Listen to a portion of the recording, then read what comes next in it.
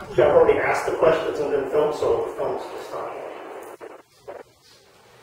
whatever. So we'll get started here. Okay, so today we're going to be exploring how one man's passion for martial arts led to the creation of the 100. It's an online community for school owners, their staff, and their students. The site asks participants to be part of the change, to make a difference, to show how it should be done, but not just on the mat, but at the community large, addressing everything from bullying to eating healthier. The 100 pushes everyone to be better human beings, to evolve spiritually as well as physically. We're proud to welcome a man who is always evolving, Mr. Tom Callos. Thank you for having me. I appreciate it. So when did you first get involved with martial arts? Well, I was a kid. It was about 1966, and I saw the first episode of the Great Hornet, and I was hooked after that. I wanted to be KO pretty bad, so that was the beginning. When did you realize you needed to take your dojo from the mat to online? Well, as a teacher, I recognized that I had a limited amount of time on the mat, and it was predominantly physical, but there were a lot of lessons that I saw the kids needed that you could elaborate on. So you started initially with handbooks that you sent home, and then maybe you published a book, and well, now the internet has replaced all of that. So we take, now you have an online component in addition to a face-to-face component, and it allows you to mention something in a class that then is elaborated on, that the student and their friends and family can participate in, where normally dad would have been at work or mom and not shared what's being taught on the mat. So now everybody can do it. They can have you say it 100 times if they want to, so it's a real powerful tool. How many websites do you have? I operate about 10, but I'm probably complicit in about, I'm involved in about 100. The big question, PC or Mac?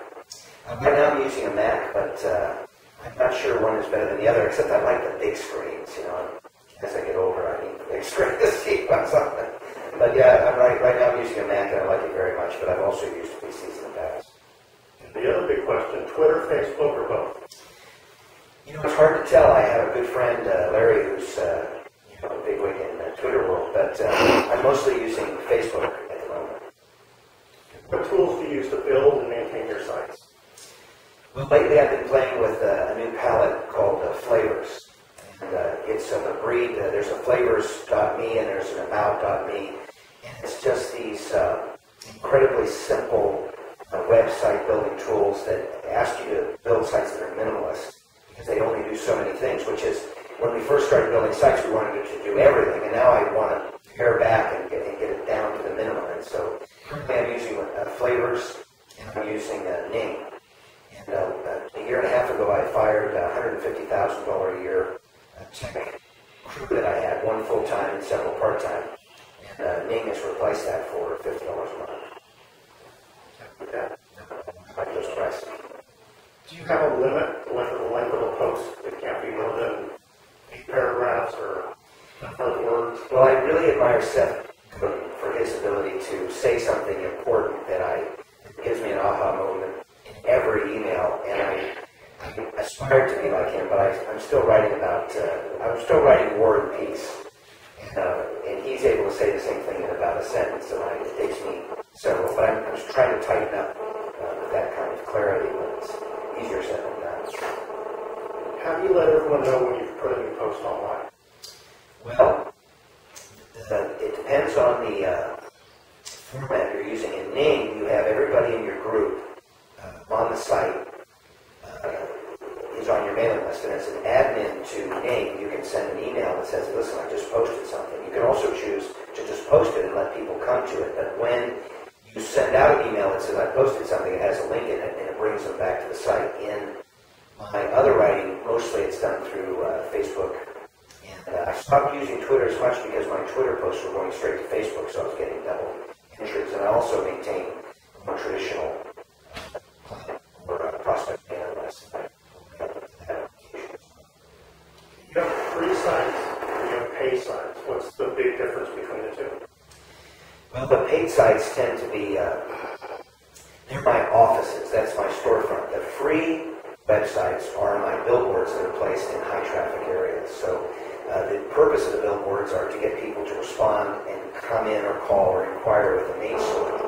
The main store is where everything's on a shelf, it's where the lessons are being taught, and all these other participations in the web, video and blog posts and free name sites and are like billboards. So the ones that I'm making money from are the ones that the other ones are steering everybody to.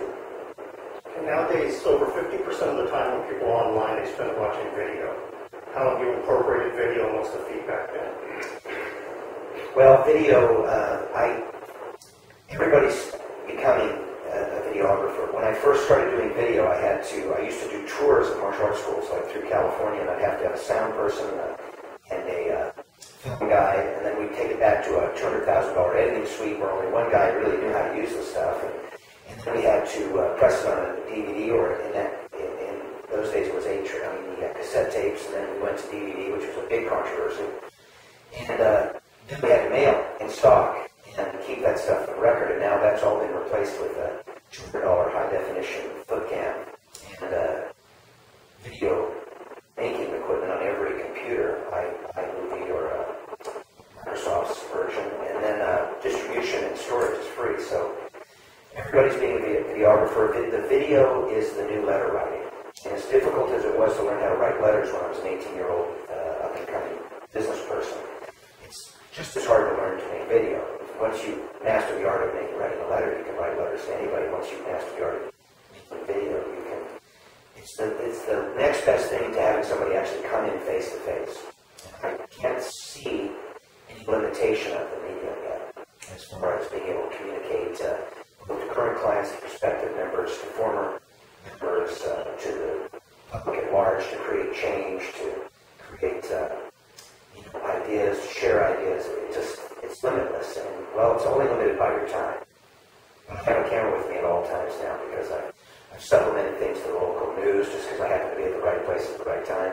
I've caught moments that would have been lost, and I've 600 videos, I think, right now on YouTube. And it's like a big family album of, events. And it's interesting, and it's easy, and it's fun.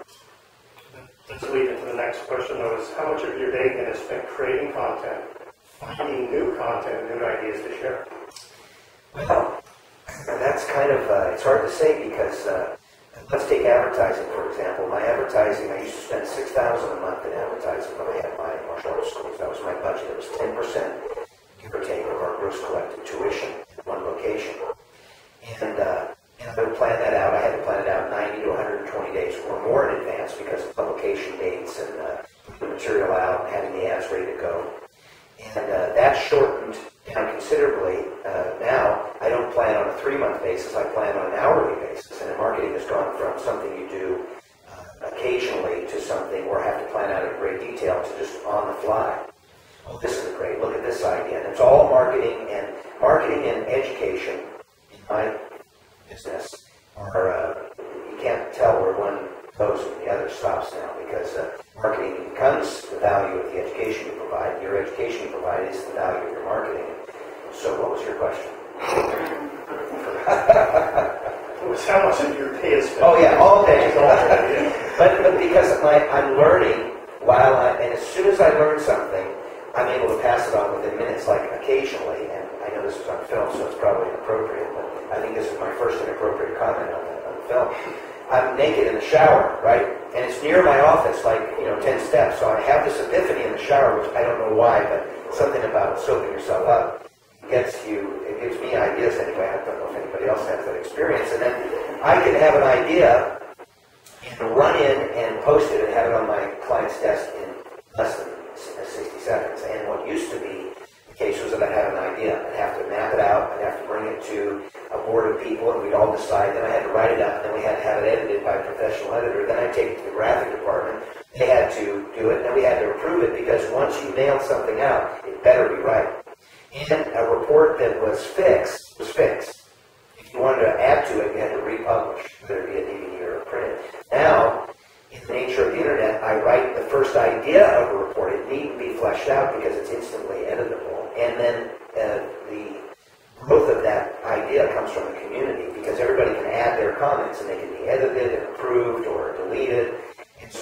come up with a half-baked idea, which gets cooked as it produces, where in the old days you better have that idea polished because you had to go to print. There was an enormous expense behind it. Now you can just throw them up there, and the downside is that ideas come and go. You know, like you and I have had 6 or 7 ideas that we said, okay, let's do it, and then next week we're like, what idea? But it's a good thing. It's good. It's the right way. It's the way your brain works. What's the most rewarding project you've ever been connected with? That would be the yearly house build we do in rural Alabama. What happened was I was on a flight and I was reading an in-flight magazine. They talked about the rural studio, which was an idea that was co-founded by a famous architect now deceased named Samuel Mockbee. And Mockbee took a group of young architectural students out into the sticks rather than building walls on the campus to learn about architecture.